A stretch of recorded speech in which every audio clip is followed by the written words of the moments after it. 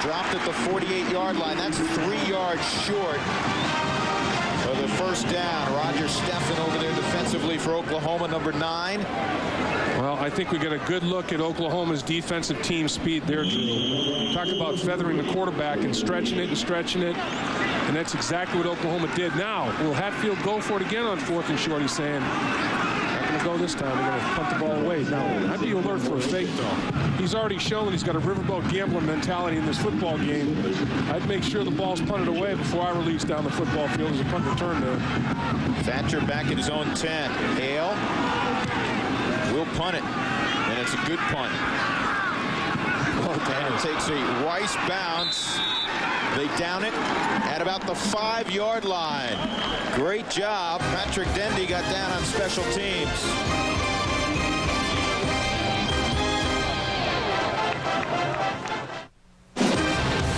Big 12 football is brought to you by Dr. Pepper and your local Dr. Pepper bottler. Dr. Pepper, this is the taste. By Citgo, you know me. And by Sleep In. The next time you travel, stay at Sleep In a class by itself. Beautiful campus, beautiful afternoon in Norman, Oklahoma, a suburb of Oklahoma City. And with 12:13 to go in the second quarter, the Sooners have a 14-6 lead, but they're backed up at their own 6-yard line. Heupel with Ronaldo Works, and he hands it to Works, and Works kind of staggers out to the 10-yard line. Let's take a look at our Dr. Pepper conference leaders. Ronaldo Works has made a splash in his first couple of ball games. You look at the rushing leaders in the conference. Works from Oklahoma is 5th. And there's another true freshman ahead of him, Marcus Houston from Colorado.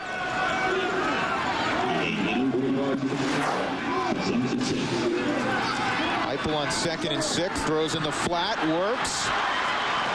Has great hands. His hands are so good, Dave, we were told he could be a wideout. Yeah, Bobby Stoops said that he made a couple of plays in practice. He thought it was one of his talented wideouts making catches, and it was Works.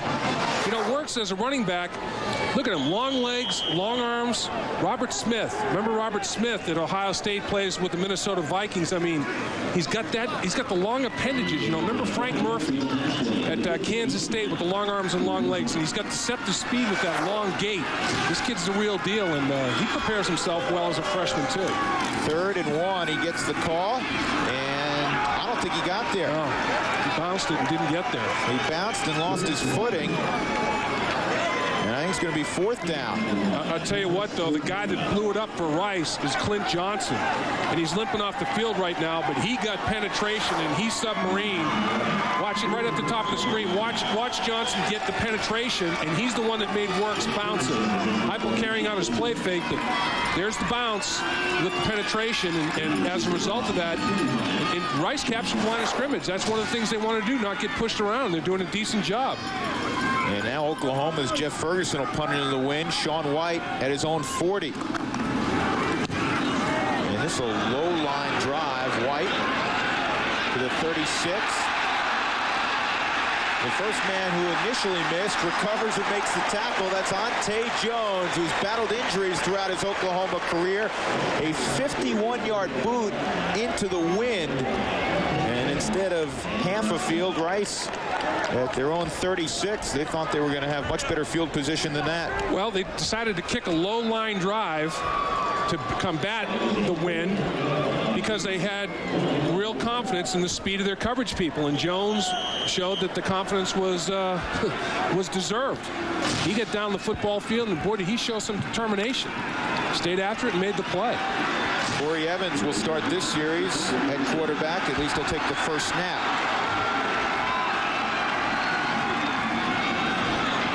Here's a counter with the quarterback, and Evans will have a first down. In fact, he'll get 17 yards, flip side of the 50 to the 45 before Michael Thompson could knock him down. Well, there's nice little counter action again, and Rice pulled the guard. He's Fowler. Watch him pull. He's out in front of the quarterback. Little misdirection. All the plays, actions going to the right. Heath Fowler, personal protector for his quarterback, throws the cut block and gives his quarterback an opportunity to pick up some additional yards. Evans with that speed. Nice design, though. All all the action going one way except for two guys going the other. Make Oklahoma's speed go against them, over pursuit. Now Corey Evans goes into the game, and Ben Wolf comes out, and he calls a timeout. Second timeout burned by Rice. 10:22 to go in the first half. 8-point lead for the Sooners.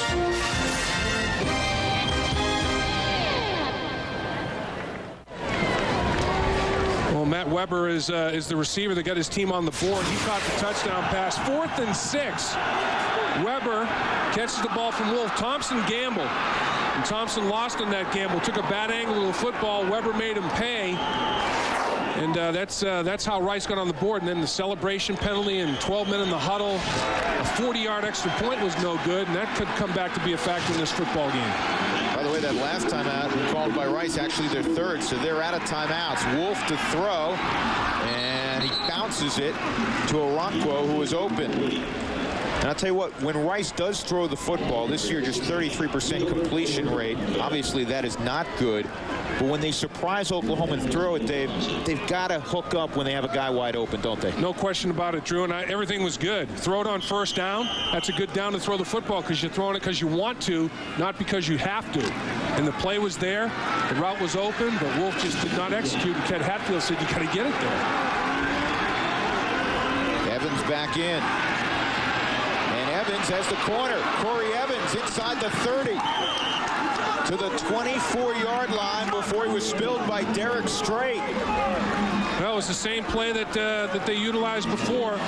Big guard out in front pulling again. There he is. And all the action goes one way, little counter coming back the other. And Rice's formula of and Oklahoma's in man coverage. Look down the field, the secondary, they got their heads turned in man coverage. They don't even realize Evans is running the football until he's generated serious yards. So they caught him in man coverage, got to the edge, and gashed him for significant yards. And once again, he followed with a nice block. They're using Oklahoma's aggressiveness and speed against them over pursuit.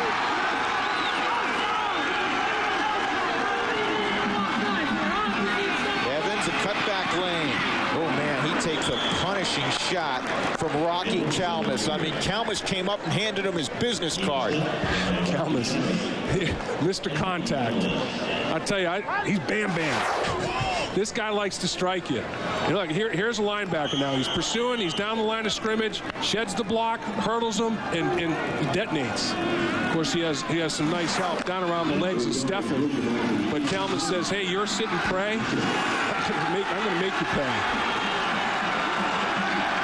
2nd and 6. Evans. Uh-oh. Well, that thing better get out of bounds for Rice's sake. Anthony Griffin was the pitch man. That is where Rice is not nearly as crisp as they've been in years past. The meshes and the option relationship between the quarterback and the pitch man, we've seen it through the first quarter and a half. It's not good. Right, and it even had started at the fullback position for a while due to injury, and Rice has put the ball on the ground 8 times and lost 7 of them coming into today's game. That's the 9th time the ball was put on the ground. They didn't lose that one, fortunately for them, but 9 fumbles and to lose 7 of them, that's shooting yourself in the foot too many times. 3rd down and 5 here. Means it is Ben Wolf's down. Big red zone play right here. Quarterback draw. Wolf. Very close to a first down. Strait and Marshall there defensively for Oklahoma. Talk about wrinkles to your offense, to your option. It's just good ball handling, a fake pitch by Wolf. Watch it. He'll reverse pivot, fake the pit, and then boom, he's gone. Quarterback draw. That's an excellent play. And really, it's pretty good blocking at the line of scrimmage. No penetration by Oklahoma. Here I go for it. I don't settle for the field goal. If they're a little short, I go. I don't think there's any question based on what we've seen from Ken Hatfield so far. And give Hatfield a lot of credit today, as they're going to be about 6 inches short. Yep, a couple of 3 links of the chain, and that's about it. Utilizing both quarterbacks, he's kept Oklahoma off balance. Wolf comes in, you think pass, and he runs quarterback draw. No doubt, and he's really done a heck of a job of saying, hey, guys, if you play hard for me and you give me all the effort that you got, I'm going to reward you by taking a few chances. They're going to be calculated risks. I'm not going to be hesitant to try to win this football game. I don't want you to be hesitant with your performance either. He's living up to his end of the bargain, as are his players. So here we go, another 4th down for Rice. They need half the length of a football. The fullback is Jamie Tyler.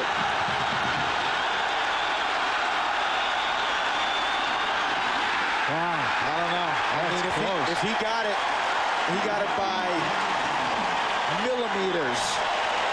Boy, did Oklahoma show some takeoff. Crowd loves it. They captured the line of scrimmage. They're not going to measure. Or now they are going to measure. Oklahoma's offense is heading onto the field. Rice doesn't think they got it. They've gone off the field.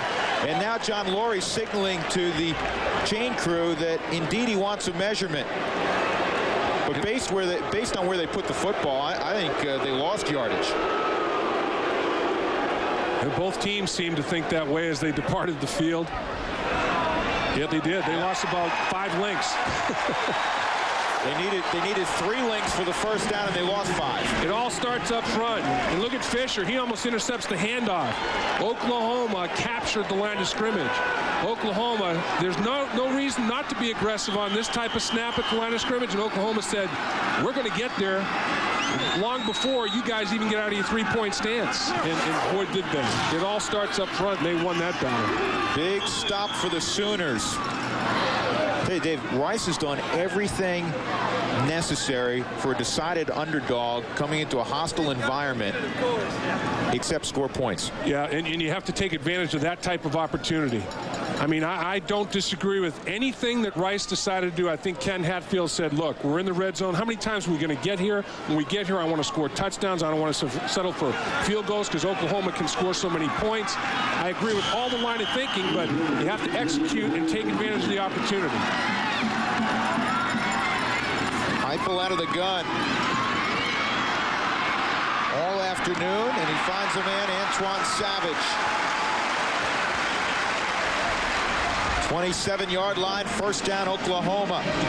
Well, you talked about the protection, Drew, having all day to throw the football, and you can't give Heupel this much time. The route, run up the top of the screen, 3 receivers, they flood the zone, and Heupel buys a little bit of time, stepping out of pocket and delivers a strike. I mean, the protection was there, the throw was there, the catch was there. He went through his progression, looked at about 4 different receivers.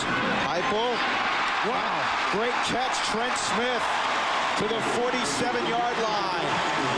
His 5th catch of the year. Well, Dendy tried to separate him from the football, but couldn't get it done. Trent Smith does a good job of securing the ball because Dendy tries to blow him up.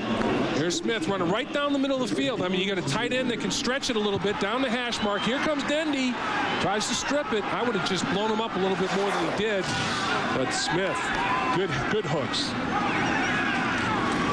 Here's Quentin Griffin on the delay.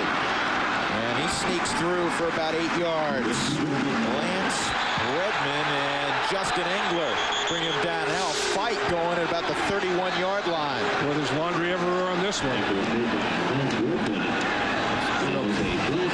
I said it before about Quentin Griffin, Drew. It's 5'6". He hides behind those big old linemen. The big old linemen are a little bit mad about the treatment that Griffin got on that play, but he's 5'6", hiding behind those gargantuans. Dead ball, personal fouls, both directions, no distance penalty. Well, the officials say that both parties were equally responsible, so it's an offset after the play. But 5'6", 187 pounds. Now, if Griffin, if he were 6'1", he'd be weighing about 220. He's a short man. It's not like he's not put together now. He's a rock, but he's 5'6". And they had planned on redshirting him last year with 5 games to go because of injuries. Michael Thornton went down. They asked Quentin Griffin to pull the red shirt off. And Bobby Stoops even called his mom and said, is it all right? And they said, it's fine. And he really shined in the final 5 games. We saw him place a block on Chris Michaud, the enormous middle linebacker from Baylor. He lit him up. Oh, absolutely. And that time he's stymied because he has to make his first cut in the backfield. Brandon Green, the big defensive end, blows it up with penetration. But, you know, you look at Griffin, he doesn't give you any hitting surface. It's a pectoral or quadricep. That's what's running at you. You know, I mean, the 22, look, it almost disappears. It almost tucks into his jersey. He's got a short upper trunk, and he doesn't give you much to hit. 3rd down and 3 for Oklahoma. Heupel will have a first down. Savage hooked up. He lost the football at the end of the play. He did. And it will be Rice football. Second giveaway for Oklahoma as they're moving the football. I mean, Rice, it's going right the way Rice wants it to. John White came up with the football. Savage did everything well except ball security, and that's paramount. You got to hold on to the football. Rice is smelling something here today, and they got Oklahoma out of sync. I mean, Oklahoma is not hitting on all cylinders right now. The engine's leaking a little bit of oil, and Rice, their game plan is being executed to perfection, except taking advantage of opportunities. Drew, they haven't taken advantage of all opportunities. Evans in the football game. He wants to run it again. And he's drilled maybe a yard. Torrance Marshall, big middle linebacker who can run, 6'2" and close to 255 pounds. A senior from Miami, Florida. Well, Rice ran the play the other way this time. All the misdirection going to the left. They pulled the left guard, Keith Meyer, out in front of Evans. It's been working well going the other way, pulling Heath Fowler. They pulled Meyer, and Oklahoma responded. No more over-pursuing on the misdirection on that snap. Wolf at quarterback. Flag comes in, and this thing's blown dead. Yeah, early start.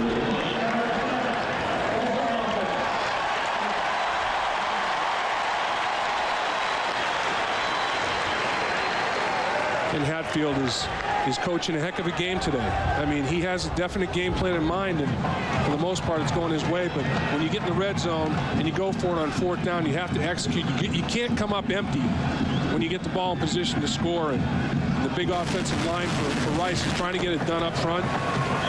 Done a nice job of rotating his quarterbacks in there. Well, Wolf in the football game now, but Wolf and Evans have both given him what he wants. Evans giving him speed on the edge, and Wolf's throwing the football accurately. Second down and 15, 6:05 to go in the first half. The score remains 14-6 Sooners. Here's a fade to Weber, and he can't get to the football. The guy they missed today is a true freshman, Gavin Booth, 6'2", close to 6'3", from Grand Prairie, Texas, a wideout, highly recruited, but he's a little dinged up, didn't make the trip. Yeah, and he can high jump 6'11", so he's got 6'3" height, and he can get up in the air. This time the Wolf throws the ball too far to the sideline, just leads it too wide, and he knows right away that he did not find the right spot to drop that football in down the football field. Oklahoma now has Rice off schedule, 3rd and 15. Late pitch, bad idea. Rice covers it up. At the 15-yard line, they recover. Corey Heineke was right there to make sure. Well, Wolf should have cut his losses. Decided to pitch the football late and added to the loss. The 10th fumble of the season. Wolf's in trouble. He's almost down anyway. Decides to pitch the football. He adds about 10 yards to his problem and almost lost the football. Very, very poor decision by Wolf not to just eat it and take the loss at that point in time. Trying to make something out of nothing almost cost him big time.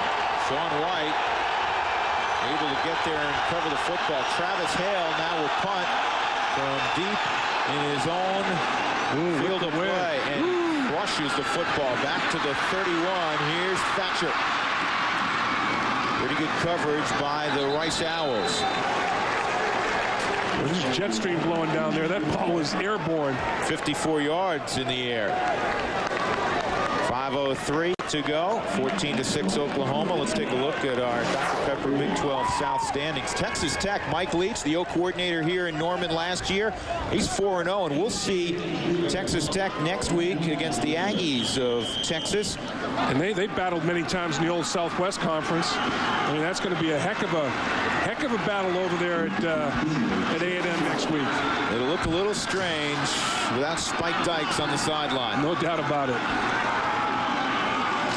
Oklahoma from their own 40. Heupel surveys and now under center. Here's Smith. Nice move by the tight end. And they'll get about 7 or 8 before Scott Huffman could bring him down. And a look at the North standings. Kansas State, Iowa. Iowa State 3-0. Great Nebraska 2-0. Iowa State again, second straight year, and for the third straight year, they knock off in-state rivals, the Iowa Hawkeyes. Tremendous recruiting implications there to dominate Iowa like they have. Iowa State getting it turned around. And is there a better 0-3 team in the country than Colorado? I'd like to see it. I'll tell you, they've had a murderous schedule. And it will continue for 3 weeks. This is complete. Littrell broke 3 tackles before Richard Pittman dropped him. First down, Oklahoma. Now, Rice is getting sloppy in that department tackling. Trent Smith made about 5 yards after his reception. Littrell made at least 10. No, it's one thing to complete the pass, but now you got to end the journey. Missed tackle, extra 12, 13, 14 yards. 4 guys from Rice have a shot at Littrell where he should have gone down 12 yards up the field. Offset eye, Griffin and Littrell.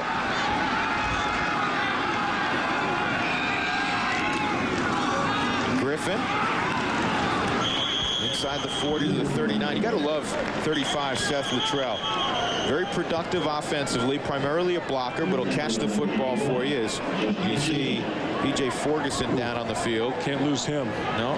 He's a force at the line of scrimmage. And yeah, the thing about Littrell you got to like, Drew, is the guy's a leader too. I mean, he's a captain not only of the offense, he's a captain of the special teams as well. So they really like Seth Littrell a lot.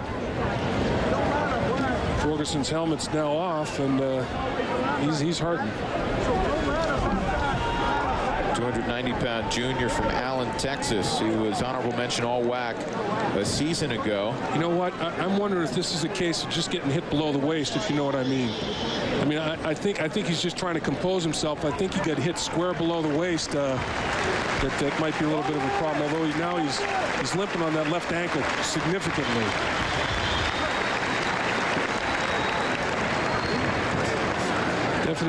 Definite hitch in the get-along right there. Ferguson going to penetrate at the line of scrimmage. Littrell is involved with the lead block. Here he is as he buckles. He gets involved in the pile, and his own team falls on the legs from behind. 99 times out of 100, offensive linemen, wide receivers, defense, when you get hit from behind on your legs, you're going to have a knee or an ankle injury. 2nd and 7. Heupel having lunch in the backfield. Ooh, almost the ball, yeah. The ball ends up hitting the turf. About 4 different guys had a chance at catching that. Boy, now Heupel is known for knowing and surveying the whole field, understanding what defenses are trying to do to him, and remedying it by going to his progression of reads and delivering the ball. And I'll tell you what, that time, if you give him that much time to deliver the football, you're going to have problems. That time, though, Rice rose to the occasion. 3rd down and 7 for Oklahoma. They need the 31. Leading by 8. Rice brings 4. They drop in coverage. Here's Littrell in the flat. And this time, the open field tackle is executed by Antoine Shell. Now, what are you going to do, Bobby Stoops? Are you going to go? Is this 4-down territory, or do you want to go for the long field goal? By the initial reaction, looks like he's going. Well, the field goal would be in the neighborhood of 51 yards. Tim Duncan, pretty accurate, but like his counterpart Derek Crabtree, he's a guy that is more accurate inside 40, 45 yards, and that would be a kick into the wind. So Heupel brings him to the line of scrimmage on 4th and 3. Watch this guy, Josh Norman in the slot. Big target, 6'3", over 200. Heupel's checking off. He calls a timeout. Didn't like the configuration presented to him defensively. And that's a good timeout for Oklahoma. Obviously an enormous play. 2:52 left in a 14-6 ball game. You know, checking in, you're probably a little surprised. Rice has had the football at least clockwise most of this first half, but they have just 1 touchdown. Yeah, they've run more snaps. They've been aggressive in their mindset, going for it on 4 downs. But the thing they haven't done, Drew, the biggest thing, they got in the red zone and got no points out of it. Went for it on 4th down and didn't get a point out of it. You have to take advantage of opportunities presented. Well, this week we're in Norman. Next week, We're in College Station, Reveille and friends. Texas A&M hosting Texas Tech. Both schools are off this week. Ricky Williams, a terrific running back for Texas Tech, will be on display. And Tech will come in 4-0. The Aggies will come in 2 up and 1 down. College Station, Texas, next week on the Dr. Pepper Big 12 Game of the Week. And more than 74,000 in the house today. 11 straight sellouts for the Oklahoma Sooners. They were so dominant last year at home, Dave.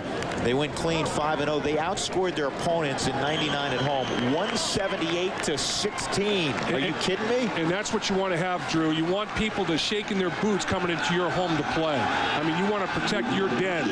And did Oklahoma get that done last year big time? Here it is, 4th and 3. Slant complete. Norman breaks a tackle.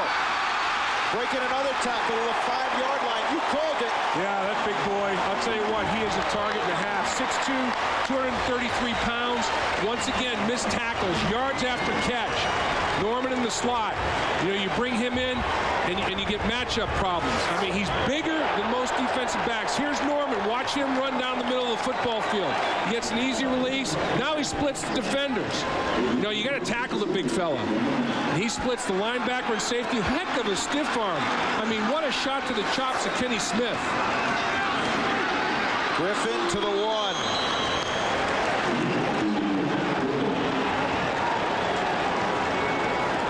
Griffin's been in the end zone twice already. It'll be 2nd and goal at about the 1-yard line. Now remember, the next touchdown pass that Josh Heupel throws, he sets a record. He's tied with his coach Gundy, 35 career touchdown passes. So he's probably saying, there's that, let's throw this football. I'd like to set this record right here in the first half.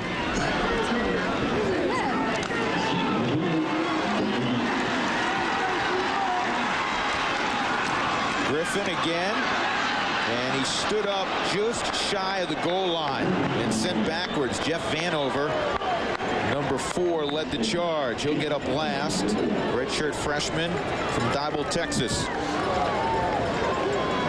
Griffin has been busy. You know, he's scored both the touchdowns on the ground. Hasn't really gained significant yards. I mean, he's less than 3 yards a pop. That's a nice number right there. 2 touchdowns rushing. And they're trying to get him a 3rd desperately. I'll tell you, though, Rice is impressing me at the line of scrimmage. They're giving up significant pounds per man up front, but they're really doing a nice job of penetrating. Heupel takes it himself. Touchdown. 3rd rushing touchdown of the year for Josh Heupel.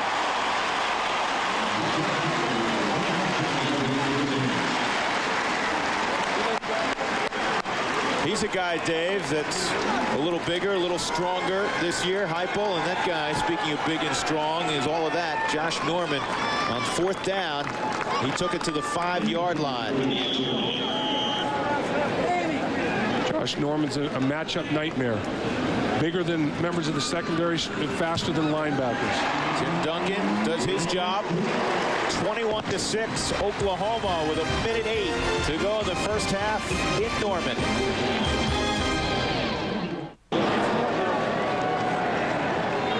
Josh Heupel with the quarterback sneak, and it was a pretty obvious thing to do. Really, Rice invited him to by uncovering the guards. They didn't run a goal line defense. Sean Wyatt will get a chance from the 9-yard line. To the 21-yard line with 1:02 left in the first half. Let's check in with Jim Knox. Knoxy? Okay, thanks, Drew. Coming up on your Sonic America's Drive-In Halftime Report, we're going to take a look back at some terrific plays in the Big 12 with this week's conference cuts. Also, we head to our college football studios in Los Angeles with an interesting story on South Carolina head coach Lou Holtz. We'll also check other Big 12 action set for later today, including a report from Austin on tonight's Texas-Houston game. That coming your way on the Sonic America's Drive-In Halftime Report. I think Mack Brown will have Texas ready to go after not playing well against Stanford last week. And how about, Knoxy talking about South Carolina and Lou Holtz. How about them 3-0 and beating Georgia in the process, their big rival? After a winless season, Ben Wolf at quarterback. And White takes the pitch and is bounced out of bounds by guess who? Rocky Chalmers. Man, it's like Rocky Balboa out there, boy. He's striking people. You know what? His mom said, I knew he was going to be a linebacker when he was born. He was 11 pounds, 11 ounces at birth. Whew, that's a big kid. He loves contact. His mom said he was in the mix, right in the fray, right in the middle of all the activity, all the while growing up. So he likes high traffic areas. And he finds high traffic areas. And he's got the instincts. You know, sometimes he guesses. When he guesses right, it's a thing of beauty. When he guesses wrong, Coach Venables says, what are you thinking? I don't know. I just thought that's what they were going to do. Rice will run quarterback draw. They can't stop the clock. And that probably will be the final snap for the first half. Ryan Fisher makes the tackle. And Drew, here, look, the guards are uncovered. You've got to run a quarterback sneak. I mean, they're not in a goal line defense. They're in a three-down lineman configuration, given gaps over both guards. I mean, Heupel would have to. If he didn't audibilize to it, he would have had to. That was too easy. First half complete. Rice hanging in there. Let's check in with Jim Knox. Jim? Okay, thanks, Troy. Coach, started a little slow, but got on a little roll towards the end of the first half. Your thoughts? Well, yeah, just two inconsistent turnovers have hurt us. Turnovers and a few big plays defensively. We got settled down and made some plays there, and at the end of the second quarter to make it, a little bit better. But we just got to hold on to the football better and take care of it better and execute. And then defensively, we just got to take away a few big plays they've had. Okay, best of luck in the second half, Coach. Drew? All right, Jim, thank you. Again, the score 21-6. Bob Stoops, Oklahoma Sooners leading. Coming up, the Sonic America's Drive-In halftime report. Stick around.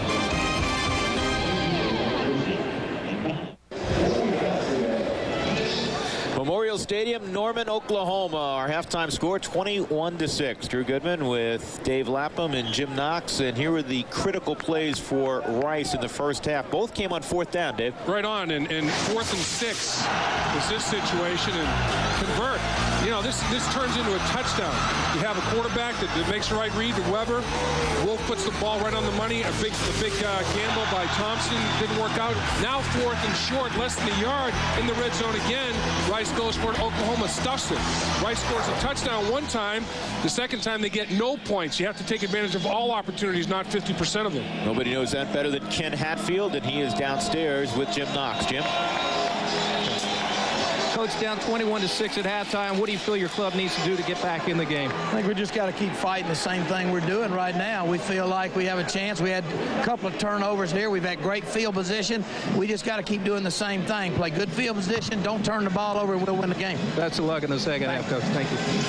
All right, Jim. Ken Hatfield said, we enjoy coming into big, hostile environments. And his team has played like they're not intimidated, but they haven't made enough plays to knock off one of the top 20 teams in the land, Oklahoma. And Oklahoma, when they've had it, has been very productive in the first half. Josh Heupel was 15 of 18. That'll work. 15 of 18, 205 yards. No touchdown passes, and he did throw an interception. But 3 touchdowns on the ground, 2 by Griffin, 1 by Heupel. They've taken advantage in the red zone.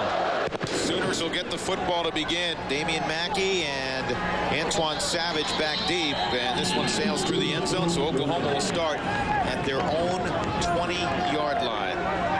Quentin Griffin has been in the end zone a couple of times in this football game.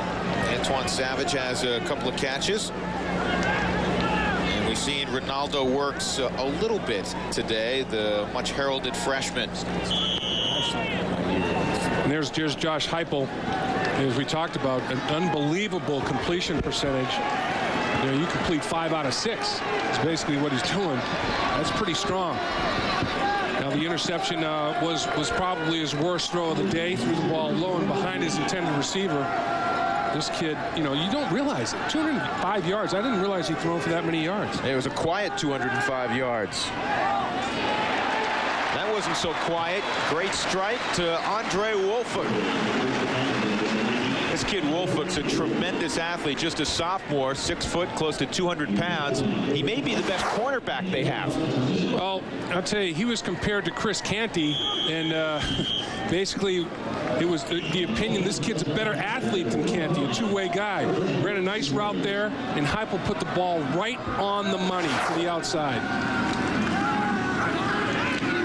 And this is well diagnosed. Savage on the screen. Right there is Dan Dawson, one of the big play guys defensively for Rice. Yeah, that was tremendous route recognition. He saw the little wide receiver screen to the alley develop, and he said, not this time, boys. And Oklahoma finds themselves off schedule. You complete a pass for negative yards. That's not what you had in mind. Second down and 11. Dawson's a tough guy. Last year broke his leg and played most of the season with a broken wrist.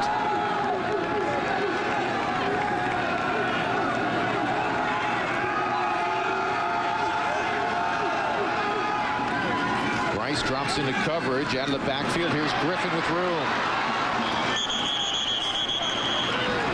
And he's dropped after about 7 yards. Travis Ortega, number 3, wrapped him up. And the first half numbers look like this, brought to you by Sleep In. Well, 2 turnovers by Oklahoma has kept Rice in the game, but look at the time of possession is keen right there. Oklahoma not able to run the football.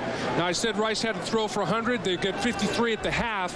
They're on pace to throw for at least 100 yards to stay competitive, but Oklahoma only 22 yards rushing on 13 carries. Rice has made Oklahoma one-dimensional, which is what they wanted to do. 3rd and 3 for the Sooners. Heupel, Savage, first down. Pitch and catch. They need 3. They get 8. We asked Josh Heupel yesterday when we sat down with him, if you gave a scouting report on yourself, how would it read? The biggest thing that I bring to the game is my leadership in the huddle and throughout the entire football team. And that's the most important thing that a quarterback can bring to the table. And after that, hopefully my mental capabilities help get our offense in the right play at the right time. The old football IQ. Heupel's got a high one. And his football IQ says scramble. And he gets 14 to the 31-yard line. You know, you talk about his IQ as a football player.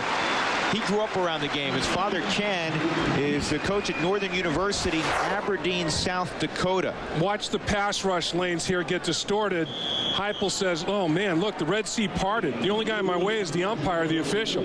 He's going to take off down the football field and made a quick decision in so doing. You know, Heupel, he's about the same body weight, but his fat composition is down, and he says it's going to give him quicker feet in the second half of the football game. He noticed it right there. He had nice acceleration. Ronaldo Works, Davis, checked into the backfield. Heupel, batted, intercepted, picked off, downfield by Greg Gatlin, the old tip drill, and that's the 3rd Oklahoma turnover. Well, Josh Heupel threw the football to the middle of the field late, and Pittman, the linebacker, is the one that tipped it, and Gatlin is the one that secured the tip. So it's a case of 2nd interception of the day for Heupel, 3rd giveaway of the day for the Oklahoma Sooners. Little self-destruction in the turnover department. Josh Heupel, plenty of time. Now he gets out of pocket, vacates pocket on his own, decides to throw back to the middle of the field late. Pittman tips, ball airborne. Gatlin makes the break on the football. Nice play by the Rice defensive football team. First interception on the season, 2nd for Gatlin's career. Wolf hands off to the fullback. And a minimal gain for Jamie Tyler. I'm not sure exactly why Josh Heupel decided to vacate pocket on that, because there was no pressure. And I know there's a clock in the quarterback's head, but well, there wasn't really any threat to him whatsoever. And when he got out of pocket and threw back across his body late, he ran into problems. Yeah, there was no one within 5 yards of Josh Heupel. No. The offensive line just stood everybody up right at the line of scrimmage. 2nd down and 8. Marshall shows blitz. Option goes the other way. White trying to cut it back. He eludes Kalmus, but Kalmus had friends with him. Roy Williams, Corey Heineke. Well, it's very disconcerting for White when he gets the pitch and he's on the perimeter and there are already 3 Oklahoma defenders out there. It's like, oh, this isn't supposed to be the case. I'm supposed to be out here one-on-one, worst case scenario, maybe green field in front of me, and there were 3 Sooners. He had to slam the brakes on and turn it up inside. Great inside-out pursuit by the Sooners. Their biggest plays offensively, other than the pass play, been Corey Evans with misdirection, getting Oklahoma to over-pursue. 3rd down and 5. Wolf trying to throw on the backside, has a lane to run. He'll have a first down. The power slide out to the 38-yard line. Somebody better tell him, hey, you're an option quarterback. It's okay if you hit somebody. Yeah, really. But he did. He assumed the fetal position on that one and decided to cozy up. I'll tell you what, any baseball player would have been very proud of that hook slide. It was well executed, but he made a good decision. He saw the pass rush lane distorted as well. He said, I can run this football for a first down. He knew exactly where he needed to go, got there, and then took himself down for safety. Ken Hatfield has an interesting philosophy. He'll recruit a lot of high school quarterbacks and then move them to other positions. Yep. Rice calls a timeout with 10:30 to go in the third quarter in a 21-6 football game. We'll come back to Norman.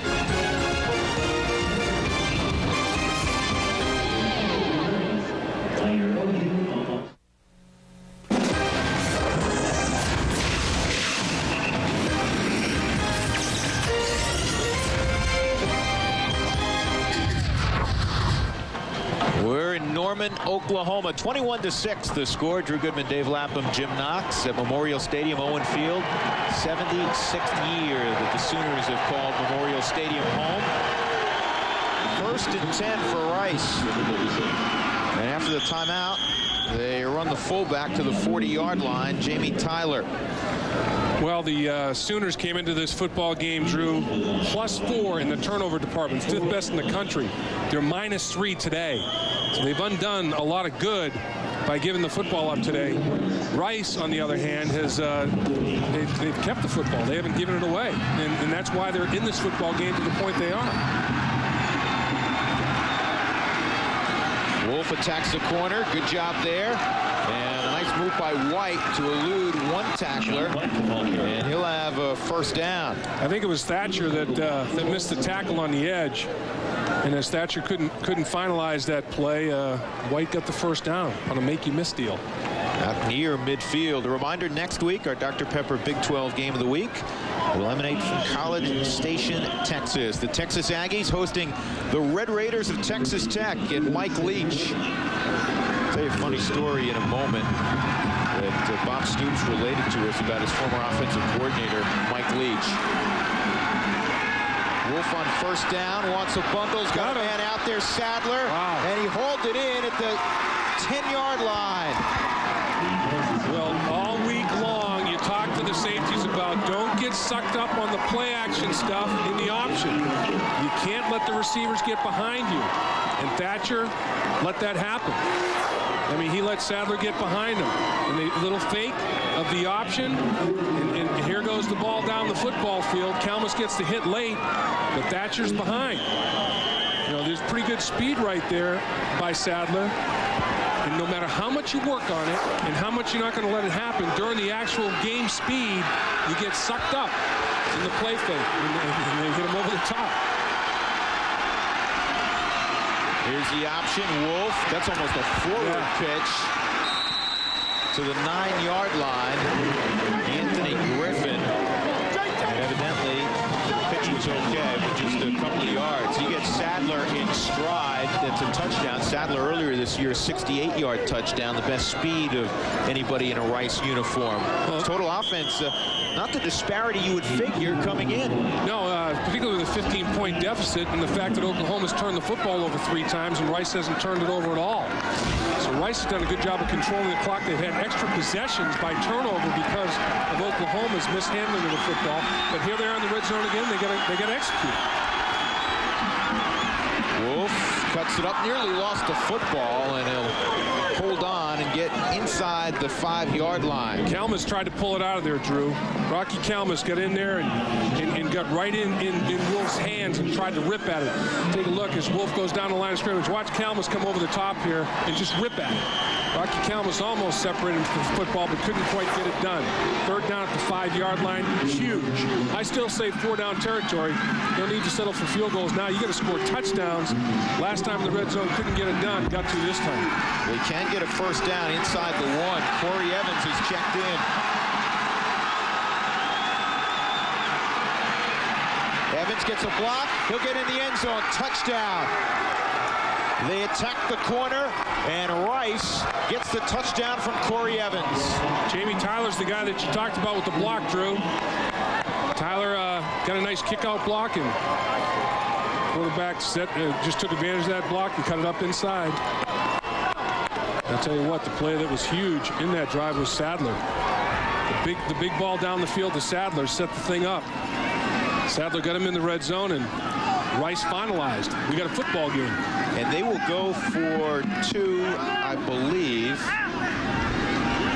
Remember, they had a missed extra point after their initial touchdown. They had a celebration penalty and then another 5-yard walk-off and missed a 40-yard extra point into the win.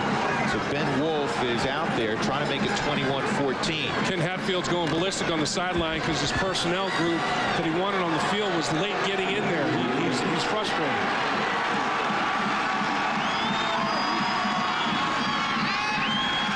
Wolf floods his zone, trying to find a receiver, now has one, and the 2-point conversion is good. He found Vincent Hawkins, and it's 21-14. The Rice Owls hanging in there on the road in Norman, Oklahoma, with 7:47 to go in the third quarter. Just one touchdown differential.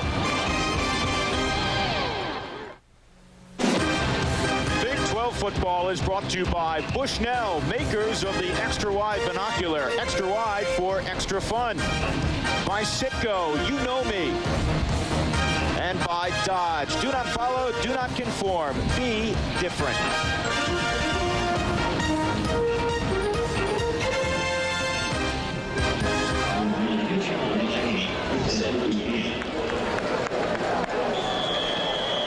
(21-14) Oklahoma's lead is cut to 7.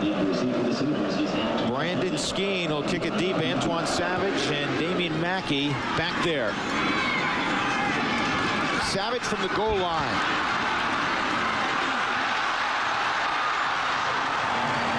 Out to the 32-yard line.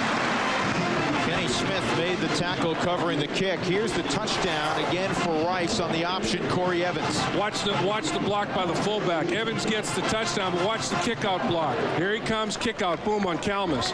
Touchdown, excellent block and by Tyler. And Evans took advantage of it. Motion man, the extra point. Motion man comes across the backfield. Hawkins looking for him all the way. Hawkins makes the second move. Wolf wanted him initially as he motioned all the way across the backfield. We saw him at the very end. He was the intended target, and Wolf eventually got it to Hawkins. Huge conversion there. And now it's a 7-point football game. Can Oklahoma answer? Out of the gun, Heupel. Checks down to Griffin. And one-on-one with Ortega. And Ortega is a good open field tackler. I started to tell a story about Bob Stoops and Mike Leach a short while ago. Mike Leach, the offensive coordinator, did a great job, brought the passing game, gets the head coaching job at Texas Tech, and it happened right before their Independence Bowl. And Coach Stoops came in, tried to address the team, and everybody had a dour look on their face. And he said, hey guys, this isn't the past where you didn't play well and you got a guy fired. You played well and you got a guy promoted. It's a good thing. Exactly. Dropped by Norman right there with his mitts on it. Heupel delivered it. They dropped football, and they had several of those last week in their win against Arkansas State. Well, you've got a situation where this high-powered Oklahoma offense, their attack now is out of rhythm. You know, there have been interceptions, tip balls. They really have not been able to establish a rhythm, and I think you have to give Rice a lot of credit for that. I mean, Oklahoma has self-destructed, though, with the turnover. Rice has hung in there. They're salty now. They're not going to give up on it. And now they have renewed confidence. 3rd and 9. Oklahoma needs the 41. Again, all day for Heupel. And knocked away at the last instant by Jason Hebert. He almost picked that thing off, and Oklahoma goes 3 and out. And with the tempo, they're getting the line of scrimmage so quickly, they're only afield for about 30 seconds. Now, Hebert's in the middle of the football field. They run a little crossing pattern. The intended receiver, Fagan, look at Hebert breaking the football. Heupel did not lead Fagan enough. He was concerned about the other safety and kind of hung the ball. The ball was in the air for quite a while, giving Hebert an opportunity to break on it. Jeff Ferguson to punt. Sean White from the 30. Nice. to the 43-yard line for Sean White. So good field position for Rice. 21-14 Oklahoma.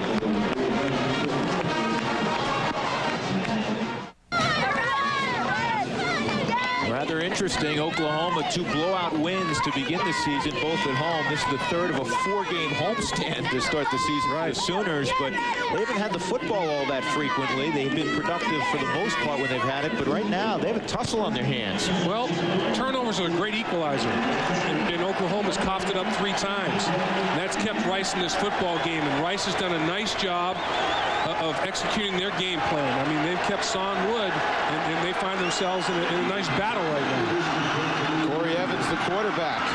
He'll keep. And he'll dive ahead for about 4 yards. Rocky Calmus will get credit for another tackle. He's up to about 55 tackles in the game. Rocky Calmus loves contact. I mean, he's a human pinball.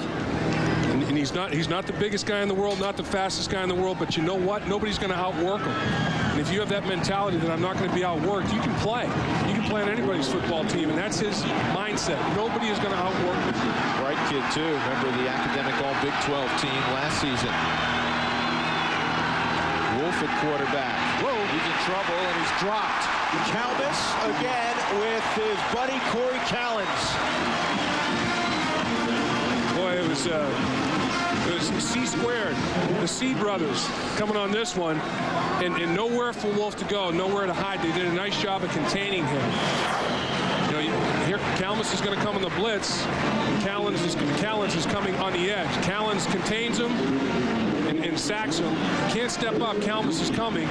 Callens is on the edge. Callens, say that 15 times fast. I can't say it twice fast. At any rate, they absolutely smothered Wolf. 3rd down and 14 for Rice. Flag comes in, backside throw, dangerous throw. It is incomplete, looking for Adrian Sadler. Got 2 flags. John Laurie, the referee, threw the initial one. I think he saw holding. Might be a little holding inside. There are 2 different flags, though, probably 2 different penalties. But holding, the official saw the hold. That was his call. Let's see what the linesman saw. Well, maybe they both saw a hold. Yeah, they might have seen the same guy reaching out and grabbing. Pretty flagrant on the edge. Holding, offense, 2 separate fouls, but we administrate 1 10-yard penalty. Repeat 3rd down. 2 guys were holding, but they're only going to penalize one of them. You know what? If you're going to hold, you might as well have more than 1 guy hold. You got to get your money's worth. Get it all done on 1 play. Sure, go 2 for it. Right. You know what I mean? Most of the time, I do know what you mean, Dave. Not all the time, but most of the time. 5:18 to go in the 3rd quarter with Dave Lapham and Jim Knox. I'm Drew Goodman. 21-14, Oklahoma leading by 7. Travis Hale to punt. J.T. Thatcher back at his own 20. Oklahoma's going to decline because it's 3rd and 13 or 14 as it is. Why take the holding penalty? And Oklahoma will decline and take the football.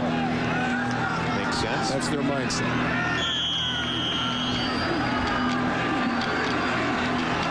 Hale is punting with the wind. Oklahoma sets up a return. This is returnable from the 15. Good block initially. Thatcher's got a lot of room. A flag has come in. This one could come back. He's got to beat Hale, and the punter tracks him down at the 24-yard line, but it all could come back. Yeah, I think you had an illegal block in the back at about the 30-yard line. I think the young man that threw the block is Mackey. I think Mackey blocked in the back. How about Hale, the punter? 13. I know. How about him getting salty, huh? Making a play in the open field against the return man.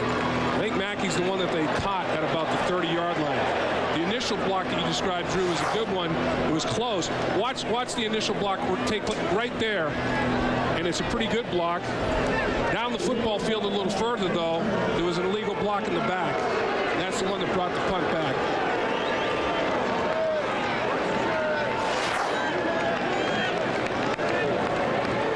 So that's going to cost significant field position, because you not only have a situation where you had a great return, it goes to the spot of the foul, which is going to cost a ton of yards. Yeah, so Oklahoma will be backed up to the 20. Let's see if we can find the penalty. Right here. That's the block in the back that took place right there. official saw it. Leave a block in the back. No go. Griffin gets through. And Griffin will have 13 yards. That's one of the more productive runs today for Oklahoma. Haven't had a lot doing in the running game. Well, you know, if you're having trouble for whatever reason turning the football over with interception, you might as well try to establish that ground game. And Rice has done a pretty good job of controlling the running game. This time, though, they get Griffin into the secondary.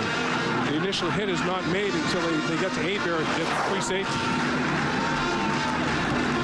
They run a twist up front, and they can't find Quentin Griffin. He gets to the 40-yard line, an advance of 7. And we go downstairs to Jim Knox as a flag comes in late. Jim? All right, Drew, real quick. First off, you see Quentin and the Sooners tack in the middle, and there's a reason because of this. Because nose guard B.J. Ferguson is out for the rest of the day. Knee injury, MCL. They're not sure if he's ACL yet, but right now Ferguson is gone the rest of the afternoon. Yeah, remember he limped off the field in the first half.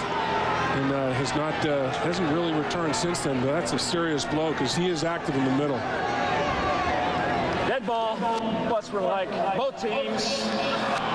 Second down. Well, these two schools are getting after each other this afternoon. That's the second time we've had unsportsmanlike penalties against both schools. They offset. It'll be second down and about 3. Yeah, you were talking about Ferguson. He's their best defensive lineman. There's Larry Brown. He's a pretty good one also. About 290 pounds from Spruce High School in Dallas. Oklahoma just has to somehow establish a consistent rhythm offensively. It hasn't happened. They've sputtered. Their machine has sputtered today. Self-destruction to a large part. Griffin in the flat, and he's bounced out of bounds right around the sticks, knocked out by Antoine Shell. And you know, Rice has done a good job of changing things up, Drew. They've rushed 4 and dropped 7 on Heupel. They've come with the blitz to periodically get him out of pocket. And when you have a quarterback as good as Heupel is, you can't give him the same look snap after snap after snap. You have to make him think like he's seeing something that he's really not. Overload the line of scrimmage, back him out of there. Don't overload the line of scrimmage, then blitz. They've done a nice job. Heupel on a quarterback sneak, breaks it. On 3rd and 1. He got 14 to the 43-yard line of Rice. He came up to the line of scrimmage and goosed the center. The only one that knew that was going to take place, Heupel came up, and it's based on study all week. If they're going to give him the middle wide open like that, he just comes up and gives pressure to the center, and then the center snaps the football, and away goes Heupel. There's no middle linebacker, nobody to contact him. Came up to the line of scrimmage and goosed the center, and off they go. Luttrell. And Luttrell keeps his feet. Now the running game's going to the 31-yard line. We talked about at the top of the broadcast that if Oklahoma rushes the ball for 150 yards, they could be in real good shape. First half, they weren't close to getting that done. Underneath handoff to Luttrell, zone blocking inside. Nothing fancy, but he breaks tackles. I mean, he should have been caught for about a yard gain by Green, but he broke that arm tackle and picked up significant additional.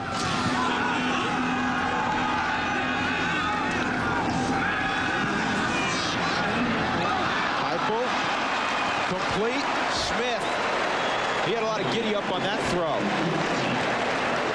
He did, and that's his last couple of interceptions were due to floating the ball, in my opinion, a little bit, but not that time.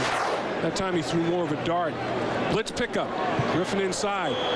Doesn't get it face up totally, so he gets a hit on Heupel late. But Heupel's not fearful of contact. He stands in the face of pressure and takes hits as well as any quarterback around. 3 receivers go right, 1st and 10 from the +21.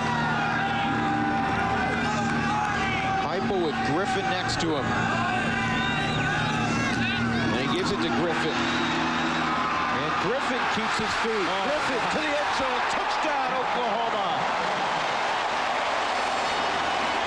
How about that run? Strong. Yards after first contact. Excellent blocking up front by the offensive line. what we used to call the old fold block, Drew. The center blocks to his right. The guard comes around him underneath to the linebacker level, so they just kind of crisscross. Center goes first, guard behind, and then Griffin broke tackles. Great play. Third touchdown of the game for Griffin. Duncan makes it 28-14. An impressive drive for the Sooners, done mostly on the ground.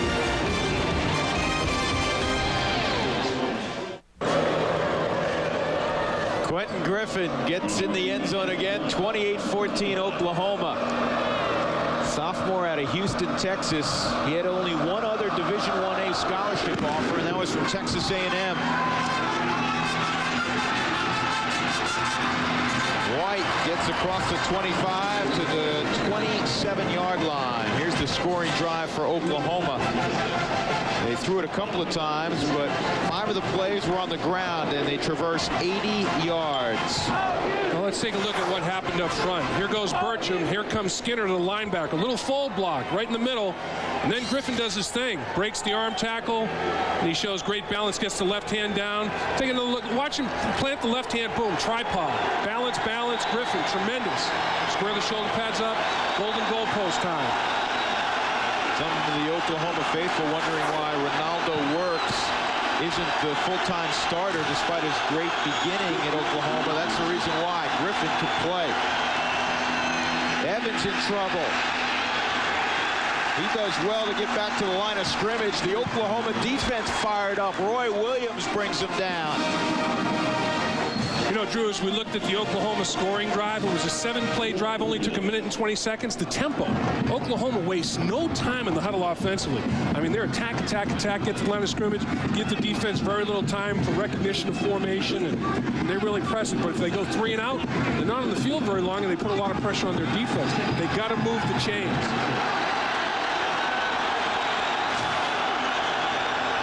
Wolf at quarterback on 2nd and 10. Now he's in a world of trouble. He pays for that incompletion. Marshall chased him down. Roger Steffen also there, number 9. Well, you talk about a two-headed monster at quarterback. Evans and Wolf almost alternating snaps here. Wolf, a lot of effort for a little, and then he gets drilled. I mean, he ran a ton, took a hit, and got nothing for it. That's not much of a paycheck for a lot of work put in. Evans will take his turn. Here comes 74,000 on 3rd and 10. Nothing doing. Rocky Calmus again. Oklahoma was late getting lined up in the proper defensive formation, but it didn't make any difference. Evans could not find a crease. Coach Venables met the team almost out by the numbers, greeting his defense for a nice 3-and-out effort as they leave the field. Well, I worry about Brent Venables. Sometimes I think he might just run on the field without any equipment and try to make a play.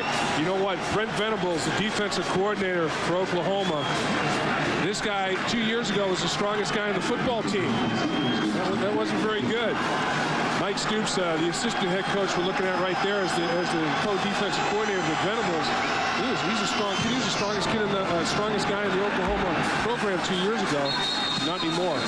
That punt goes out of bounds. And Oklahoma's going to have great field position. They're going to be out above the 40-yard line to the 43.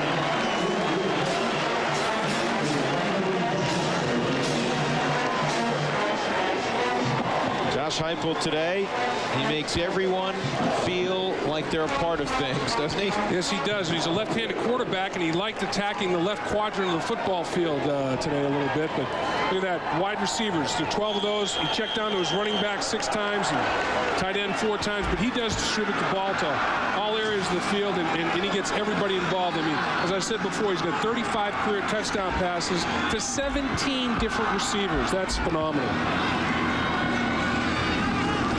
Heupel to Griffin, and again he breaks tackle. Wow. Griffin open field. Wow. Oh, man. To the 8-yard line. What a run.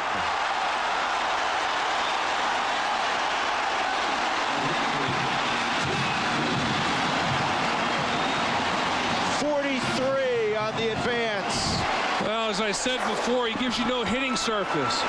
He's like a quadricep in a pectoral coming at you. 1, 2, 3 misses. Now he's in the open field. You can't arm tackle this kid. Hebert misses, and he cuts back again. Now he's on fumes, running out of gas, gets inside the 10-yard line, but what an effort. 4 missed tackles again on Griffin. He's over 100 yards, 114 on 13 trips. This is Ronaldo Works. Works his way to the 5-yard line. Griffin getting some oxygen on the sideline. Griffin's gassed. he's definitely gassed. And it's nice to have a change of pace. You know, like Griffin, he's short. And his arms are short, legs, everything's short. And then in comes Works, long legs, long arms. It's a significant change of pace at the running back position by body type. Yeah, there's good. See, that's how he hides behind his offensive lineman. You can't even find him in a group of people. 5'6". Boy, he'll thump you. And Heupel trying to get Ronaldo Works and Seth Littrell switched up, then turns around and calls timeout. 20 seconds left in the third quarter. Oklahoma leading 28-14, trying to stretch their lead. And a team that loves to throw the ball has done it here in the third quarter on the ground, Dave. And we've talked about it. If Oklahoma rushes for 150 yards, they could be in good shape. And this guy trying to get it on his own, 150 yards. Great vision. And he's diminutive. He does not give you big hitting surface. He hides behind those offensive linemen, and then all of a sudden, boom, he bursts on you. He's just, he's a talented kid, and he's got the heart of a lion, you know? I mean, as I say many times, it's not the size of the dog in the fight, it's the size of the fight in the dog. And Griffin will fight you. He's the biggest thing in his body probably is his heart. That was a great run. There are good runs, and there are great runs, and that was a great run. He's had a couple of good ones.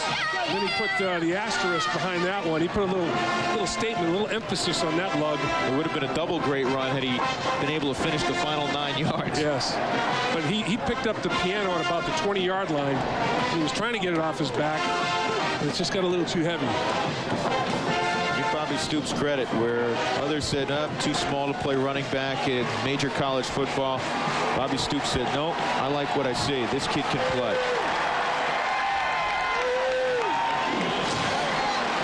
Great thing about him, Drew, you know, he catches it and how well he blocks. We've talked about it. He's not bashful about sticking his nose in. He's back in there. Heupel keeps the football, throws, touchdown. Record.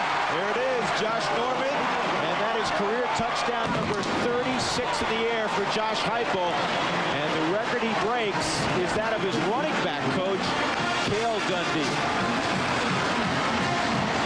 36 touchdowns in 15 games. That's a pretty nice ratio. Tell you what, Cale Gundy was a tremendous quarterback here at Oklahoma, but he had the benefit of producing those 36 touchdowns really over 4 years. Right. Heupel's body of work is a season and a quarter. The extra point for Tim Duncan. And the lead 35-14, and more than 74,000, a little bit more comfortable in their seats right now.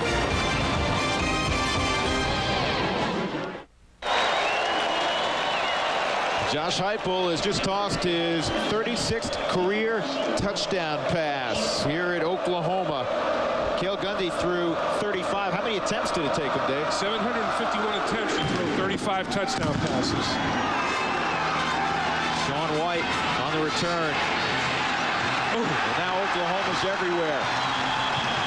He didn't make the 15-yard line. Lance Donnelly, a true freshman, a tight end, led the charge downfield, number 86. Here's the touchdown again. Little fake to the guy that's been killing you. Look how it freezes the linebackers. They all go with the run fake, then an easy pitch and catch. I mean, when you get your running game established, play action fake becomes huge. That run fake freezes the defense, and then it becomes an easy game of football. But without that running game, that play fake wouldn't have meant much. But Griffin absolutely froze them in their tracks because he's creased them. Well, here is where it's not an easy game of football for Rice. When you run the wishbone as your base offense, it's hard to come back from large deficits. Absolutely. Evans on the option. Right, and he takes a thump from Steffen. Ball goes out of bounds. Brandon Everidge also there. And that will be the final play of the third quarter. A quarter owned particularly late by the Oklahoma Sooners. We head off to the final chapter in Norman. Oklahoma 35, Rice 14.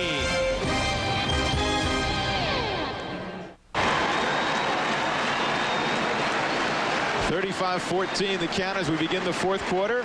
Memorial Stadium, Owen Field, Norman, Oklahoma. Drew Goodman, Dave Lapham, Jim Knox. And Rice is faced with a 2nd and 9 at their own 16. Ben Wolf back under center. And the fullback, Robbie Beck, takes the handoff and takes a couple of licks.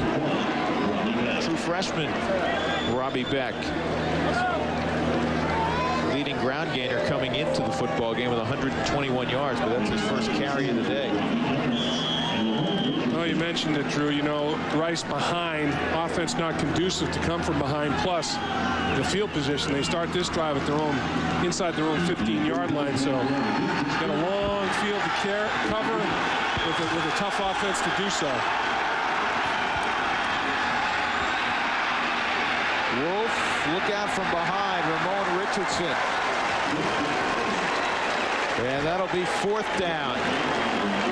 It's amazing what a motion can do. Oklahoma kind of going through the motions, sluggish for a good portion of this game. Quentin Griffin gave him some life. And now on both sides of the football, they're flying around. Well, it started with the big play. You know, that was one of the keys for Oklahoma is big play execution, and Griffin busting a run for over 25 yards, you know, close to 40 yards. And that was the story. And the other story is Oklahoma going to the running game. You know, they throw the football, but once they established that ground game, they took control of this thing in the 3rd quarter. Hale to punt. Thatcher is pushed back to his 30-yard line, then he has to get away from it. Pretty good job by Hale. And that's where Oklahoma will begin, about the 36-yard line. Let's take a look at our sit-go. You know me. Yes, I do. You Drew. That's me. In the 1986 Orange Bowl against Penn State. Named the Sooner that caught a 71-yard touchdown pass that put Oklahoma ahead for good en route to the 85 national championship. And of course, a good friend of ours. Yes, he's a good friend of ours. Yes. And the 85 national championship team this weekend being honored. Most of the players are in attendance. We can tell you that this gentleman is working today, so he's not in attendance. Absolutely. He's got a job today. That's right. Talk about great players. This guy fits the bill. Heupel hands off to Ronaldo Works. He bounces it and runs over a couple of folks and gets 7 yards.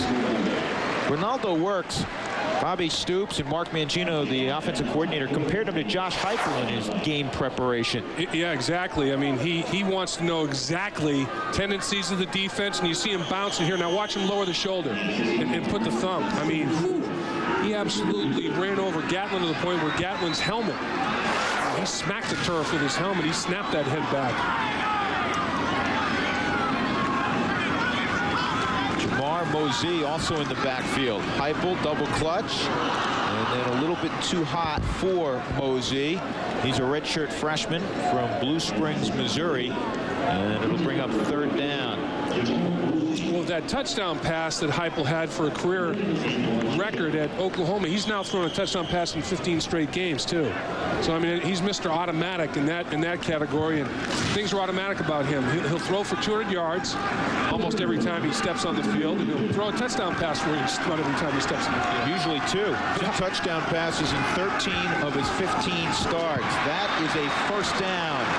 Curtis Fagan out to midfield. Look at their receivers. Fagan's a sophomore. Savage, who we highlighted in the open, is a sophomore. Mackey is a sophomore. Norman's a junior. Andre Wolfuk, who goes both ways, is a sophomore. It's a bright future. Plus, now that this has been established, Oklahoma will recruit. They'll be in the picture with all the great throwers and catchers in the country, high school-wise. I mean, it's going to be a chain of them here. That's a great point, Dave. You're absolutely right. Give it to Works, run it over Pinkel again to the 44-yard line, and Oklahoma starting to wear down what had been a pesky Rice defense. Heupel's 36 touchdown passes breaks the record of that man, Cale Gundy. Cale Gundy. It took Cale Gundy 751 attempts to throw 35 touchdowns and took Heupel 407 attempts to throw 36. So the touchdown to completion ratio heavily favors Josh Heupel. Different offensive system, though. False start. Early up front. It's tough to compare Heupel and Gundy, though. Totally different systems. I mean, Heupel spread snap. False start. Offense. 5 yards. Second down. We asked Josh Heupel yesterday about Cale Gundy. Here's what he had to say. It'll be something, that we can joke about, more importantly than anything else. Numbers, again, aren't that important to me. As long as we keep winning, then I'll be happy. Dave, some guys tell you that, and you don't believe it. Right. This guy tells you, and you believe him. Oh, yeah, he's, I'll tell you, there's no deviation in his character, I'll tell you that. He is a team guy through and through. Heupel, down the football field to Fagan. Did he catch it? The officials are looking at each other, and they say, yes, he did get his hands underneath it. He got it over the linebacker level and dropped it into Fagan, who made a nice adjustment. Actually, Drew, as I was looking at it from up here, I thought he overthrew his intended receiver, and then all of a sudden I see the guy at the next level that he's going to. I thought he overthrew here. He's getting the ball down the field here. And look at the effort. Nice job getting your hands underneath the ball by Fagan. That's a good scoop right there. Good hooks. First down at the 27-yard line. Works continues in the game at running back. Blitz coming, and Heupel gets it away. Yeah, he got hit just as he tried to release that football. The blitz came right up the middle from Joe Bob Thompson. Joe Bob really hit on Heupel. Now, you know where Joe Bob's from. I love the double first name. You got it. Joe Bob. He's from Dangerfield, Texas. You knew he had to be a Texan. Yeah, I didn't think he grew up around me in Boston. Right. There's no way. I don't know any Joe Bobs. Not too many Joe Bobs in Cambridge. No Joe Bobs, no Billy Bobs. None of those kind of guys up in the Boston area.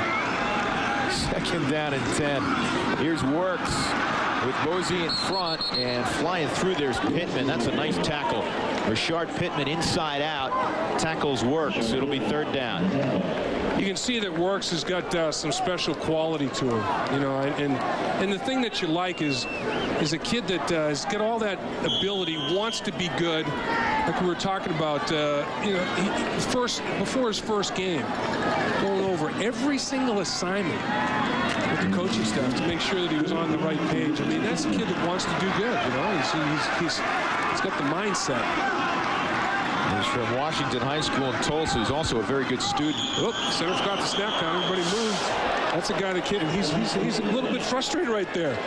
He's in the squat position. He said, "Oh man, snapped it, but I should have snapped it on two. I was thinking it was three, Mr. Burcham." Offense, 5 yards, replay third down. Center and quarterback. Those are the two guys that can't forget the snap count. And whenever Burcham said, yeah, I'm worried Bubba might put himself through some wind sprints right here. He's tough on himself. He's at the line of scrimmage saying, I have to set the protections. I have to identify the defense and remember the snap count. I mean, what do you want from me? That's great. That's overload. I cramped. I'm sorry. Third down and 15. I guess the conversation went something like that. Oklahoma needs the 16-yard line. Heupel's in trouble, and he's going to be sacked for the second time today. Clint Johnson got him. Boy, that is a rarity. As we talked about earlier in the game, Drew, he'd only been sacked once in the first 2 games. Now it's a third sack of the day, and you know what? The last 14 games coming into this one, he'd only been sacked 14 times, once a game, and to get hit as much as he has today, you got to give Rice credit. They got a nice little game plan. You know what, Dave? They've done a lot of good things today. They have. But in terms of talent matchup, it's tough. And look at this. With the wind at his back, they're going to allow Tim Duncan to try a 57-yard field goal. Oh, he's got plenty of distance. The direction was the problem. So Duncan off the mark from 57, 35-14 Sooners. 4:51 left in the fourth quarter. 35-14 Oklahoma. Let's revisit our Citgo You Know Me. 86 Orange Bowl, 71-yard touchdown pass. Who was the receiver? Oh, Nelly. Oh, Nelly. Well, a different Keith Jackson. Oh, that's right. The Keith Jackson who went on to star in the National Football League for the better part of a decade, and a friend of ours now living down in Little Rock, Arkansas, doing Arkansas football on radio. Yes, he is, and I'll tell you, he was a matchup nightmare in the National Football League. As big as he was, to be able to run like that, oh, nightmare. Wolf puts it on the ground, and now he is on the ground. That's the 11th time that Rice has put the ball on the turf. 11 fumbles. They haven't lost them all. We lost 7 or 8 of them, but that's too many times putting it on the turf. Not today. I'm talking about for the season. You're going to do that some, running the triple option. You remember Nebraska last year, as good as they were, they fumbled it quite a bit. They did. They led the nation. But they can make up for their mistakes. The margin of error when you're at Rice University is nil. Yeah, it's very small. That's a great point.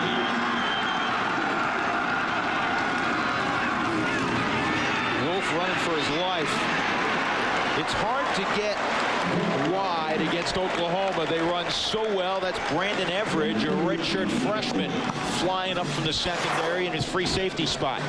After a play like that, Everidge deserves a beverage when he gets to the sideline, and I'll tell you, he's long. You know, when you look at Oklahoma, they're like a bunch of racehorses, you know? I mean, they can all fly, but they got long legs, long arms. They look like thoroughbreds out there. They just have a bunch of tremendous-looking athletes. You know, you said this earlier, even during the leaner years in the 90s, they still had athletes in this program. No doubt.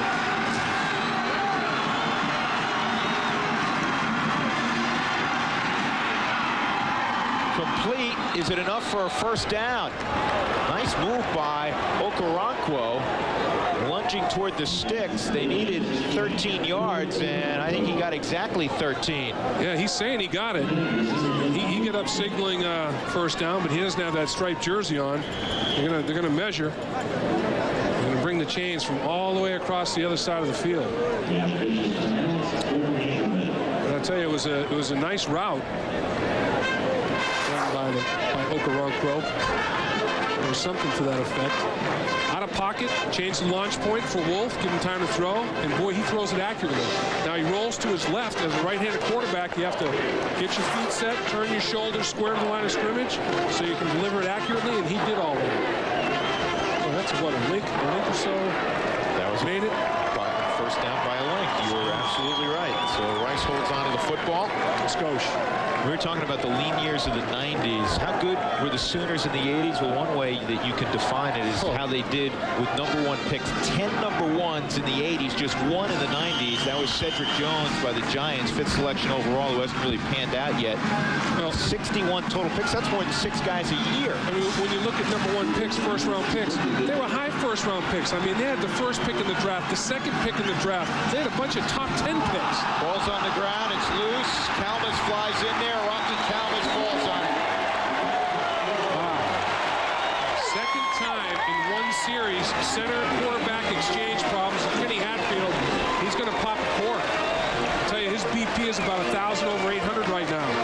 You don't, that's not healthy. No, it's not. That's not a good deal. And he's get it straightened out. He's saying, bring my center, my quarterback together, get it straightened out. It happened twice in the same drive. And the simplest, you have to start every play with a clean exchange. And 2 snaps in this series were not clean. That will drive a coach crazy. That will give Kenny Hatfield more gray hair than he has, or he'll start losing hair. He is not the least bit pleased about the whole scenario. The BP's gone up from 100 over 1,000 over 800. Oh, yeah. Quentin Griffin still going.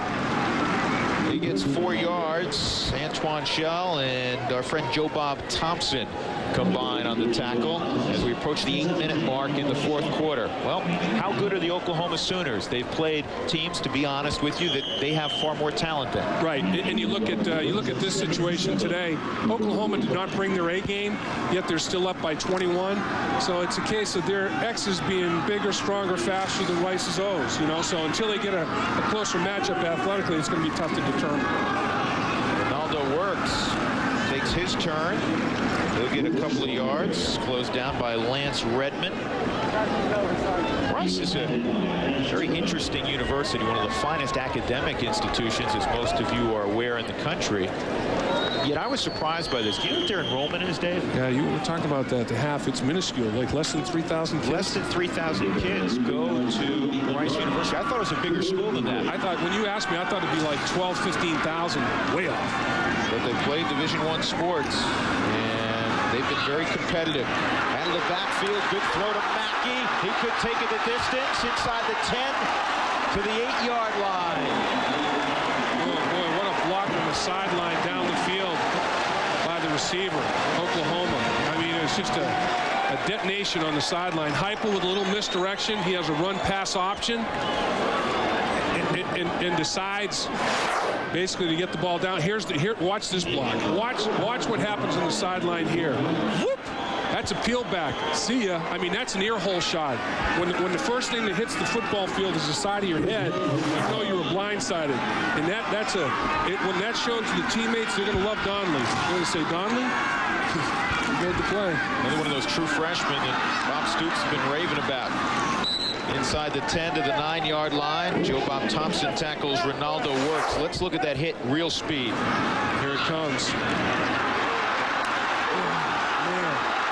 Let's open up a new can of defensive backs right there, because that one's stunned. Man, that's a stun gun shot. You know, all the while he's running, he said, oh, I got one. I got one. He didn't know I'm coming. Ba-boom. You know what? He could have 3 touchdown catches today, and the play he'd remember longest is that hit.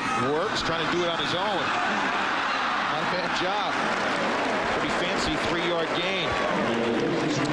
Hey, boy, he's got the ability to give it to you and take it away quickly. He's got the quick feet. Final 2 options for Works. Notre Dame and Oklahoma. And he decides to stay close to home. I mean, you talk about change of direction.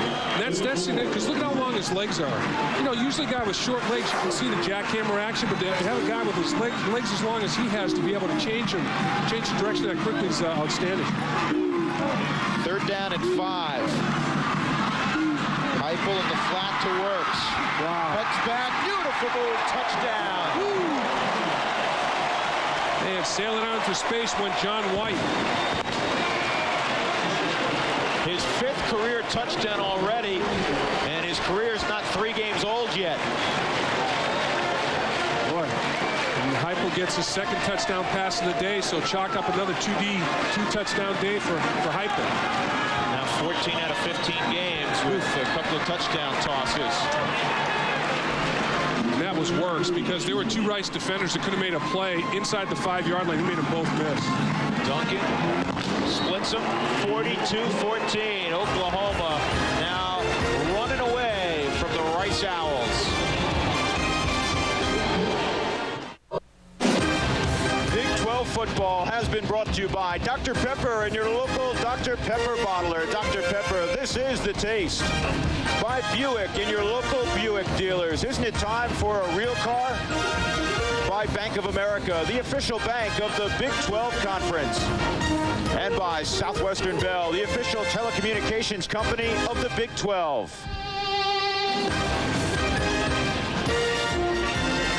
Back on campus at the University of Oklahoma in Norman. One of Dave's favorite actors, Jimmy Stewart. Well, a different Jimmy Stewart now kicking off for Oklahoma. 42-14 the count. The Sooners. Oh, wow. And now that's got to come out for Sadler. How far? 5-yard line. And that epitomizes how the second half is gone for the Rice Owls. Well, here's the touchdown, the last touchdown pass from Heupel. Burcham takes one linebacker, Thompson. The other one comes clean, Pittman. So Heupel gets rid of it in recognition. Then, oh, man, does Works make White miss. Tremendous cut after the catch of the football. Heupel knows that Pittman's unblocked. He's going to get it to Works, and Works White. I mean, Works him big on the edge. See ya. Touchdown. Well, this conference has always been known for their running backs, and you can can see that Ronaldo Works is going to make a lot of noise over the next few years, and there's another true freshman up in Boulder, Colorado that's going to make a lot of noise, and they have similar body types, Marcus Houston and Ronaldo Works. Long arms, long legs, you know, they're just, and we talked about Works' ability to catch. You know, when a receiver, if it's a back or a wideout, catches the football and it makes no sound, you know, it's almost like a vacuum, soft hands given with the football, that's what Works has got. You know, when they catch it, you can't even hear the leather hitting the flesh. That's when you get soft hands, and that's what Works has got going for him. Wolf with Rice backed up, gives to the fullback, and Tyler runs it out to about the 9-yard line before being sent back the other direction. Well, there's some great talent in the house today. We showed you the Boz a couple of times. How about this guy? Oh, there's a ring. There's a championship, world championship with the Dallas Cowboys. Tony Casillas, second pick in the entire draft, the Atlanta Falcons, and finished his career with Dallas. That's what I'm talking about. You know, you had Billy Sims, Casillas, Bosworth. I mean, these guys were the top picks in the draft, not just #1 picks. I mean, top 5 guys. Ricky Dixon with the Bengals was the top 5 pick. Talent extraordinaire in the 80s. Yeah, you played with Ricky Dixon. Here's a miscommunication. You have to believe this one's on Wolf. Everybody went right. Wolf was running the option to the left, and a flag comes in as Dan Cody, true freshman, throws him down. He didn't get up in his face mask, did he? Yeah, he did. Cody got up in the headgear on the tackle, unfortunately. This young man is a true freshman, and he is a football player, Dan Cody. Here he comes. Take a look. Contains the quarterback. Oh, it's up in the headgear. Just for a fraction of a second. Unfortunate. I might have let that one go because he didn't tug on it. But you don't need to get the hands up high. But this kid, I mean, he is an athlete. 6'4", 250 pounds. And getting big. Look, he's 250. He looks skinny. He can weigh 280, 290 easily. And with that body type, he's got his rangy. He's a high school tight end and played linebacker in Ada, Oklahoma. Now they have him in a 3-point stance. But when you see a guy who played linebacker in high school now in a 3-point, you know you have an athlete. Absolutely. Rice on a misdirection. That'll be a first down for Sean White. You know, Cody, number 80 in the red once again. You know, there was a guy in the National Football League by the name of Ted Hendricks. Look at Cody. Look at how long he is. And he's got natural strength because of leverage. I mean, he can keep you away from his body because of those long arms. He locks out. You can't get near his body. That's what Ted Hendricks did to Matt Stork at 6'8". He wasn't muscle mania, but he had tremendous leverage. Cody's got that type of angle to him. He can be something. Guys with bright futures. Wolf off the Sadler, and there's Everidge again with a bright future. He's a redshirt freshman. Everywhere you look, guys making plays, underclassmen for the University of Oklahoma. One of the things we talked to Bob Stoops about yesterday, his philosophy of throwing the football. He says, you know what, my philosophy is scoring points. Right. He said, the defense will dictate what we do. And Rice took away some of the throwing lanes early in the third quarter, and Oklahoma ran it. And I'll tell you, when you have a two-way go like that, you have the ability to run it when you need to or throw it when you want to. That's huge.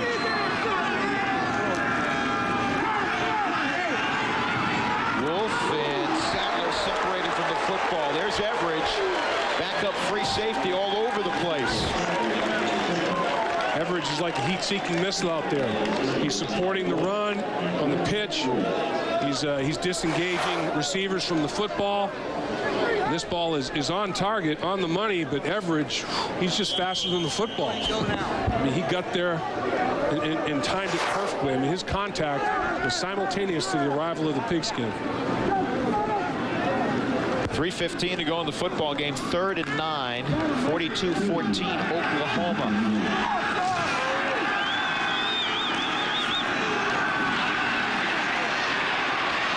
They get a screen set up. White with blockers in front. And he took a shot. And he's still down.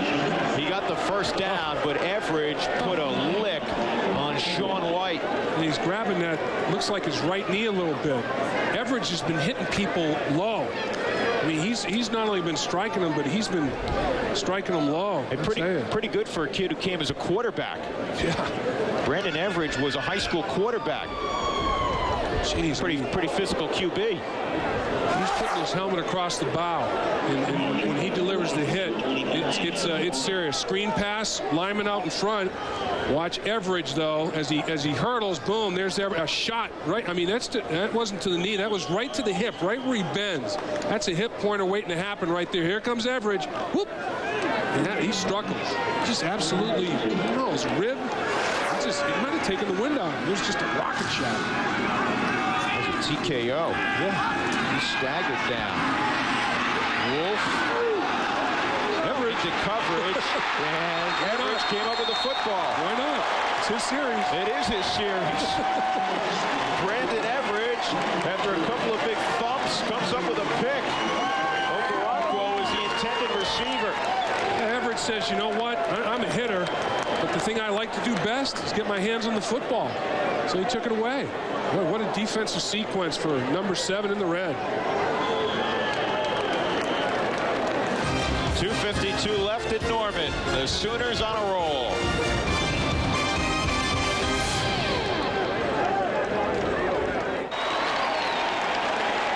(42-14) the score into the football game for Oklahoma. The backup quarterback, a transfer from Georgia, Nate Hibble. He's a sophomore, and he's big, 6'3", and close to 220 pounds, and he is the heir apparent. He looks skinny too. I mean, he can be a Bledsoe type. Pack on some weight. And he hands it off to Ronaldo Works, and Brandon Green picks him up and drops him. Let's revisit our keys to the game. First for the Rice Owls, Dave. Well, they wanted to control the clock. They did that okay. They have about a 5 or 6 minute time possession advantage. No short fields. That hurt them. No margin for error. Well, they're +1, but not good enough. That's why they're down to the extent that they're down. Didn't take advantage of opportunities when presented as well. That was the biggest reason the deficit is as it is. If you're joining us late, Rice scored a touchdown in the third quarter, made it 21-14. Pretty late in the third quarter, but then Oklahoma took over. Hibble lobs it in there nicely to the freshman Lance Donnelly. Nice little touch on that football from Nate Hibble. Nice feathery touch. Hibble stands tall in that pocket. I mean, it's hard to impede his vision. You know, he stands and looks. He basically looks like a power forward. His head's up there. I mean, he can see down that football field. It's no problem picking up the tight end over the linebackers with his. Like Heupel, his father's a football coach. In fact, a high school football coach. Nate played for his dad back in Georgia. Heupel and Hibble. Heupel and Hibble. Like a law firm. Works. Where are my friends? Yeah. The Oklahoma keys to the game. Let's see how they grade out. Well, OU wanted to get an early lead. They got that done. Sure tackling in space. Yeah, look at what Everidge has been doing. I mean, they got that done pretty much. Big play factor. They've had a few plays highlighted by Griffin of over 25 yards. You know, they had 13 on the season coming in. They've added to that today. So I'd say that Oklahoma probably handled their keys a little bit better. We saw Texas a couple of weeks ago, and Texas has a ton of great athletes. Oklahoma runs as well as perhaps any team we've seen so far this year, collectively. Here's Works. Oh, look at this run. Wow. Ronaldo Works running left, running right, and making his way down the field to the 33-yard line. Nice block down the field by Steenhoek, Drew. Steenhoek did a good job at the wide receiver position. Works makes a miss. Works changes direction. Then watch down the football field as Steenhoek gets involved right here. That's excellent. Sustaining your block down the field on the perimeter, on the edge as a wide receiver. Nice job. Works had a 75-yard run for a touchdown 2 weeks ago against Arkansas State. Big guy who can make you miss. Out of the eye, he'll get to about the 31-yard line. Let's take a look at our Dr. Pepper player of the game. Quentin Griffin, 117 yards on 14 carries and 3 touchdowns. Well, I'll tell you, that's a heck of an effort, and he was the big reason. He got the ball rolling in the second half for Oklahoma. They decided to establish that ground game, and he got it done. Mr. Griffin, hats off to you. That'll be the final snap, the final score, 42-14, Oklahoma over Rice. Plan to join us next Saturday, 12:30 in the East, 9:38 out west. Texas A&M and Texas Tech from College Station. For Dave Lapham and Jim Knox, I'm Drew Goodman saying so long from Norman. Talk to you next week.